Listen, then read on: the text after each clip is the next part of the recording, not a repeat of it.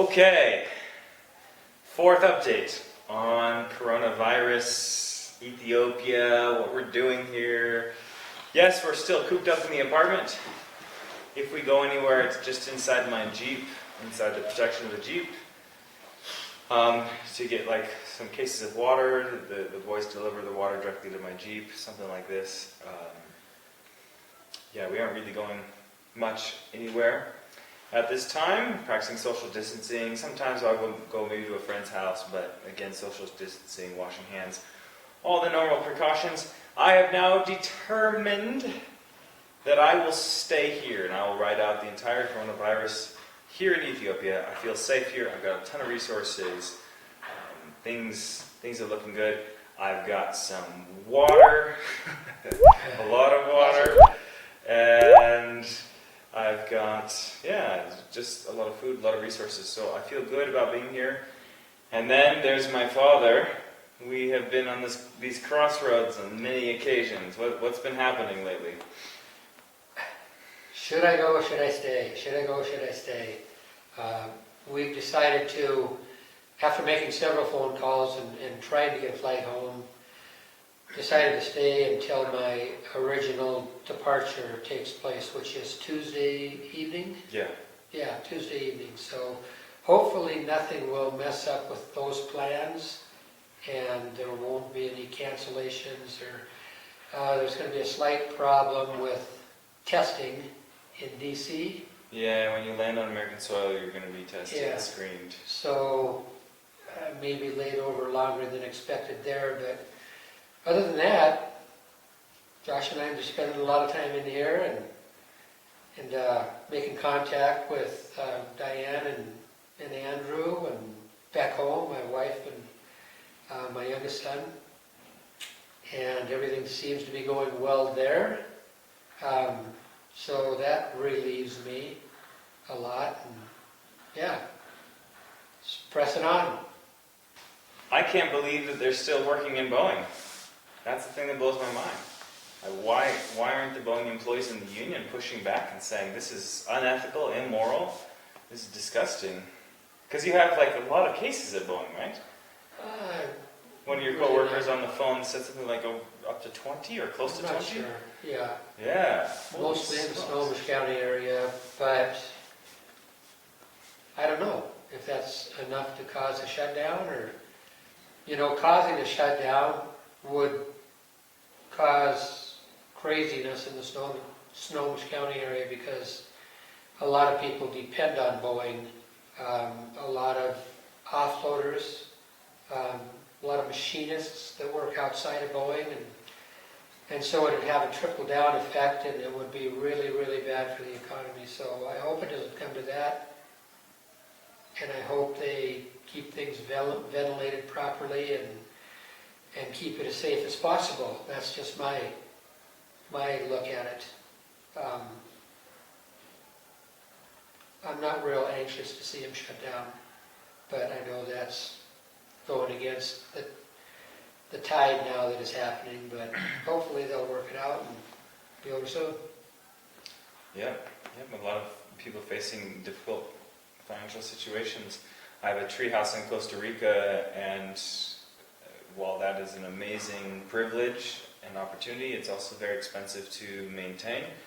And now this morning I just discovered that the company that does the marketing of the property and the placement of vacation rentals and such, they do all of the online work there. They have terminated permanently, not just temporarily, permanently terminated their entire part of their company that works with bookings. And so those of us in this treehouse community who are investors are now scrambling, trying to find a new option, but that option can't be implemented anytime soon as we're all, rightly so, focused on this crisis. So I have no idea what's going to happen with that. In the meantime, the property management on site in the rainforest, they also discontinued their work. And that's a problem. All of our tree houses are at great risk now. Within 2 weeks, that entire section around your house can be overgrown and infested with insects and such, cockroaches, termites, you name it. the roofs have to be maintained, the trails have to be maintained. It's a weekly project, and because of coronavirus in Costa Rica, they've shut it down. So we are all wondering with great concern what's going to happen with our properties. So let's make sure everybody's healthy first, and then those of us in this community are going to figure out what to do with our properties. Crazy. So today, it's another day of chilling. I finally got into my workout routine again. I've been trying not to work out much and be more sedentary because I don't want to have a higher caloric intake. I'm trying to save my food preserves. But in Ethiopia still there's opportunity to eat everywhere, so I should only do that strategy when it's truly an emergency level. I'm trying to ration food. I should keep in shape and healthy. So did a short little teeny workout today, a little HIIT training, and I'll probably get over to the gym at our school. Our school's shut down, but we can go there and work as long as we stay safe distances away from people. And I might be able to use the gym, clean everything down afterwards. We'll see. I'm not sure on that. But today, just relaxing again. I'm still on vacation until next week, and so yeah, relaxing, enjoying this time as much as possible. This downtime when a lot of us can just reflect and think and read or whatever. So I think I'm going to take up Amharic more than I already was. I want to really get serious about learning this language. If we're hunkered down here for 3+ months, it's a great opportunity for me every day to be working on my Amharic and improve. I have a wonderful teacher, Astamralo. Oh no, they're all going to correct me. The way I said it, my pronunciation is bad. Oh my goodness. So we'll see. I'd like to improve in Amharic a little bit. When do you think you'll be back in your classroom? Physically in a classroom space? Teaching again. I hope August. I hope. We have a very sensitive community, the international community, so rightly so, many countries are very protective of the families who work here, whether it's in the embassies or whether it's with NGOs and such. And so, due to that, there's sort of this extra level of precaution. It's very much not like a public school system. And so, it might be that some kids are held away much longer than normal.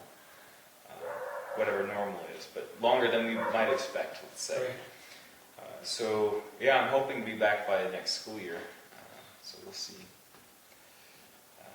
I imagine that will be the case. If this curve of the virus flattens out and it's just nominal cases moving forward here or there throughout the world, and if not necessarily a vaccine, it's too soon for that, but some kind of treatment is found that's viable, maybe we'll be back in the classroom sooner than originally thought. We were initially going to come back, I think it was April 20th, I think that's what it was, but our head of school just made an announcement that that's going to be most likely delayed, and so we'll see. I just can't fathom a scenario where we're back this school year. So, yeah, a lot of us teachers are learning about, it's obviously a huge topic that many people are talking about, how to teach online. And thankfully our school's already down this path. We were already working not so much online, but teaching students how to learn. Learning how to learn was our focus. And so you really need that skill set right now. Because if you're home alone and you have no one regimenting your schedule, telling you what to do in terms of a learning environment, you need to draw back on those skill sets now, learning how to learn, and utilize some of those. I do these skill growth daily tracking sheets with my students, and I'm going to reach out to them at the beginning of this next week saying, hey, now it gets real practical. You sort of rolled your eyes at times about doing this in the class with me, but now you actually need this resource as you move forward in your learning. If you as a teacher, educator, want to know about this thing that I've created, go ahead and message me in the description down below and I'll send you the resources for that. But anyway, I think our students are set up well to succeed with this. The last 5 weeks of our school year, starting last year, and we were going to resume it this year, is something we call personalized learning experience, or PLEX, where students, with much guidance and much scaffolding and many protocols and requirements in place, are more or less in charge of their own learning, all the way down to the primary grades. And so we keep that rigor very, very high during this time, but then we're progressive in the sense that we just say, you could, with 5 weeks, learn anything you want. No more classes, no more typical teacher-driven instruction. Learn anything. Now, we have lots of requirements behind it. You've got to do data collection, you've got to do research, you've got to do daily writing, reflecting on your learning. We start to value these skills that are transdisciplinary, that go across many different areas in life, sort of these 21st century skills that they'll need in the workforce. Creative thinking, collaboration, reflection, research. These kinds of skill sets are becoming more important, almost, than core academic content. The core academic content will always be important, mathematics, English, etc. Of course, they will always be important. But every day they become less and less important. The currency of those become less important. If you can Google the information, then why is it valuable for it to be in your head? What's important is what you do with that information. If it's easily accessible, it's more about manipulation and critical thinking and making use of knowledge rather than having knowledge now. So our personalized learning experience is trying to help students develop those skill sets they need to be successful in life.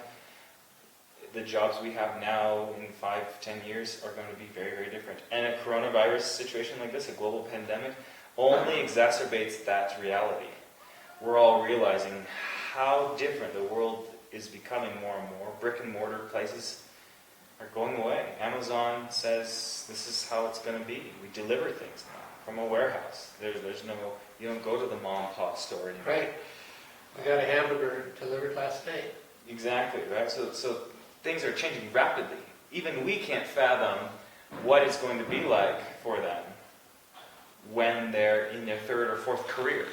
Most people right now go 6 careers, not jobs, careers. 6 different careers in their lifetime is the average rate. Right. So by the time they're in their third or fourth career, 2-3 decades from now, what does it look like? You know, automation will increase. That doesn't mean our jobs will decrease. There'll actually be a lot more jobs to manage the automation. But as that automation continues to increase, the nature of the skill sets needed to be competitive are rapidly changing. So. Be interesting to see if teaching in the classroom will be what it was. Well, or if there'll be a gradual... Let's call this the first experiment. Yeah, a gradual change over to online. We're already moving to online anyway, and now the world is doing online. And it's a great trial run to sort of work out some bugs and kinks initially, to just see what could this look like. What are the pros, what are the cons and the deficits, the things that we can't account for, and then how do we address those in the future. So it should be interesting.